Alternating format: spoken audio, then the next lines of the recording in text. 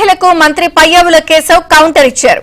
ఒక్కొక్క స్కామ్ బయట పడుతూ ఉంటే వాటిని కప్పిపుచ్చుకోవడానికి జగన్ పచ్చి అబద్దాలు చెప్తున్నారని విమర్శించారు. 5 ఏళ్ల పాటు చేసిన పాపాలు జగన్ ను ఇప్పటికీ వెంటాడుతున్నాయని ఆరోపించారు. 2014 నుంచి 19 మధ్య చంద్రబాబు చేసిన లిక్కర్ స్కామ్ మీద చంద్రబాబు నాయుడు గారు బెయిల్ మీద లేడని అడుగుతున్నా.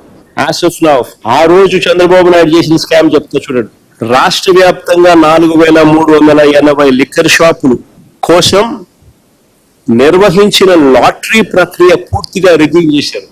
లాటరీ పేరుతో ప్రైవేట్ షాపులన్నీ కూడా తన ఎమ్మెల్యేలు, తన వాళ్ళు, తన మంత్రులు ఇప్పుడు ఏ మాదిరిగా చేసినారో అప్పుడు కూడా అదే మాదిరిగానే రిగ్గింగ్ చేసి వాళ్ళ మనుషులకు షాపులు ఇప్పించుకున్నారు. పక్కనే ఇల్లీగల్ గా పర్మిట్ రూములు పెట్టి నడిపినారు. సిండికేట్ ఈయనకు కావలసిన డిస్ట్రిక్టులకు మెయిల్ చేసే విధంగా వీళ్ళు ప్లేస్మెంట్ ఆఫ్ ఆర్డర్ చేసినారు. Without prior cabinet approval, without finance concurrence. కాకు కూడా తప్పు పట్టింది. ఇవన్నీ ఉన్న నేపథ్యంలో చంద్రబాబు నాయుడు మీద బలమైన కేసు నమోదైంది.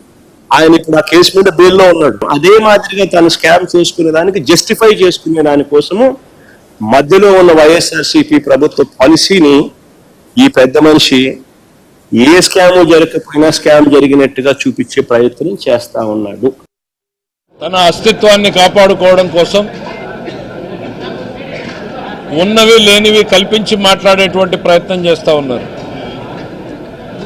ప్రెస్ మీట్ పెట్టారంటే ఏదో ప్రభుత్వానికి 4 సలహాలు సూచనలు ఇస్తారేమో అనుకుంటే అమరావతి మీద విషం చిమ్మడానికి, జరుగుతున్నటువంటి అభివృద్ధిని అడ్డుకోవడానికి, పారిశ్రామికవేత్తలు ఈ రాష్ట్రానికి వస్తుంటే భూములు ఇస్తుంటే వాళ్ళని భయపెట్టడానికి,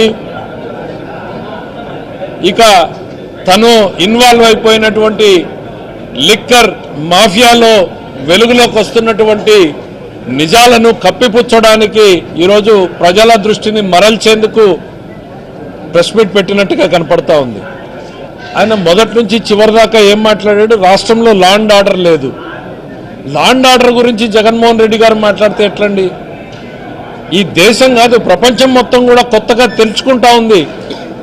ప్రజలు మీకు 11 స్థానాలు ఎందుకు దించారు అనంటే రాష్ట్రంలో గతంలో లా అండ్ ఆర్డర్ మీ పాలనలో లేనందువల్లనే మిమ్మల్ని 11 స్థానాలకు దించారు.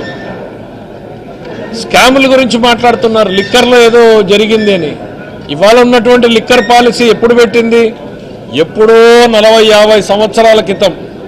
ఇంకా ముందుకు పోతే ఇంకా ఒక 60-70 సంవత్సరాల నుంచి వస్తున్నటువంటి పాలసీ. ఓపెన్ ఆక్షన్ టెండర్ పెట్టి ఎవరైనా పాడుకోండి అనేటువంటిది. అందులో ఏం తప్పు కనపడింది జగన్మోహన్ రెడ్డి గారు మీకు? ఈ పాలసీ ఎప్పుడు? మీ నాన్నగారి టైంలో కూడా ఇదే పాలసీ కదా ఉండింది. అప్పుడు కనపడలేదా మీకేమన్నా లోటుపాట్లు? అదే పాలసీ కంటిన్యూతా వస్తూ ఉంది. ఈరోజు రాష్ట్రంలో కొత్త బ్రాండ్లు ఏం లేవే. ప్రజలు కోరుకున్నటువంటి బ్రాండ్లు ఇవాళ అమ్ముతున్నారు. అది కూడా పాలసీ ప్రకారం.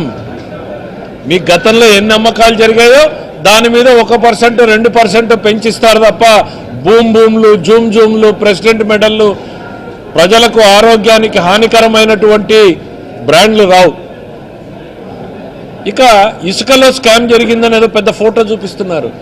ఈ రాష్ట్ర ప్రజానీకానికి ఈ ఉచితంగా ఇసుకను తోలుకోమని చెప్పినటువంటిది మా ప్రభుత్వం.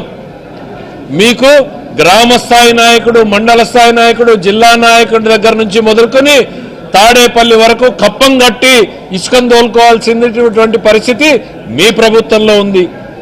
స్కామ్ ఎవరి పాలనలో జరిగింది జగన్మోహన్ రెడ్డి గారు? లిక్కర్లో మీ పాలనలోనే జరిగింది. శాండ్లో మీ పాలనలోనే జరిగింది. ఇవాళ ఎందుకు క్వాడ్జీ సిలికా అంటున్నారు? క్వాడ్జీ సిలికా ఏమైందో ఈరోజు? మీరు కాదా యథేచ్ఛగా దోపిడీ చేసింది? ఎక్కడైనా అక్రమ పర్మిట్లు జరుగుతూ ఉన్నాయా? మా దగ్గర పర్మిట్ ప్రకారమే మైనింగ్ చేసుకునే విధంగా ప్రవేశపెట్టాం ఈరోజు. అప్పుడేమో గాలి జనార్దన్ రెడ్డి ఎవరో నాకేం సంబంధం, నాకేంటి తెలుసు అన్నారు. ఇప్పుడు రాజ్ కసిరెడ్డిని నాకేం సంబంధం అంటారు రేపు. ఇసుకలో మాఫియా అన్ని మీ పాలనలో జరిగితే ఇవాళ మీరేంటి అమరావతిలో రివర్స్ టెండరింగ్ తీసేశారా అని? రివర్స్ టెండరింగ్ చేసి మీరు సాధించింది ఏందయ్యా? పోలవరం ఖర్చును డబుల్ చేశారు మీరు. డబుల్ కాదు మూడింతలు అయిపోయింది. మీరు చేసినటువంటి రివర్స్ టెండరింగ్ పాపానికి పోలవరం మీద దానికి మూడింతలు పెట్టాల్సి వస్తూ ఉంది. అది మీరు సాధించినటువంటిది. ఈ దేశంలో మీరు ఒక్కడే గొప్పవాడైనట్టు రివర్స్ టెండరింగ్ పెట్టాము అని. వెలుగులోకి వస్తున్నాయి ఒక్కొక్క వైపు. ల్యాండ్లో కూడా మీరు ఏం చేశారు? దాదాపు లక్షల ఎకరాలు ఫ్రీ హోల్డ్ పేరుతో మీ వాళ్ళు చేసినటువంటి అగ్రిమెంట్లు అధికారులు ఇవాళకి తలబట్టుకుంటున్నారు. రికార్డు లేకుండా ఇచ్చినటువంటి 3 లక్షల ఎకరాలు, 3.5 లక్షల ఎకరాలకి ఎటువంటి రికార్డులు లేకుండా, ఏ ఆధారము లేకుండా మీరు ఫ్రీ హోల్డ్ చేసేశారు. వాస్తవం కాదా ఇది? ఎవరి చేతుల్లో ఉన్నాయి ఈ 3.5 లక్షల ఎకరాలు? విశాఖపట్నాన్ని అల్లరిపాలు చేశారు, పరిశ్రమల్ని తరిమేశారు. ఇవాళ మేము ఒక్కొక్క పారిశ్రామికవేత్తని తీసుకురావాలనంటే మీరు చేసినటువంటి అరాచకాల వల్ల ఇంకా ఆలోచనలు ఉంటున్నాయి కంపెనీలు. గతంలో మీరు చేసినటువంటి అరాచకాలకు ఇప్పటికీ కూడా ప్రైవేటు పరిశ్రమలు ఏం చేశారు? మీరు అమర్ రాజాని తరిమేసింది మీరు కాదా? ఇక్కడ జాకీని తరిమేసింది మీరు కాదా? కియాని బెదిరించింది మీరు కాదా?